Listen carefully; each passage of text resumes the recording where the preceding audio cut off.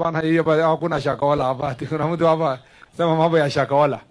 Kuna maneno ilifanyika hapa Kericho.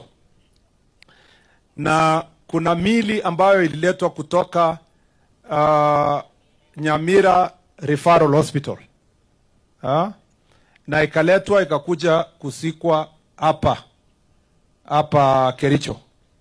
Na penye makaburi iko ni kwa private burial or private cemetery, ni penye imefanyiwa hiyo burial.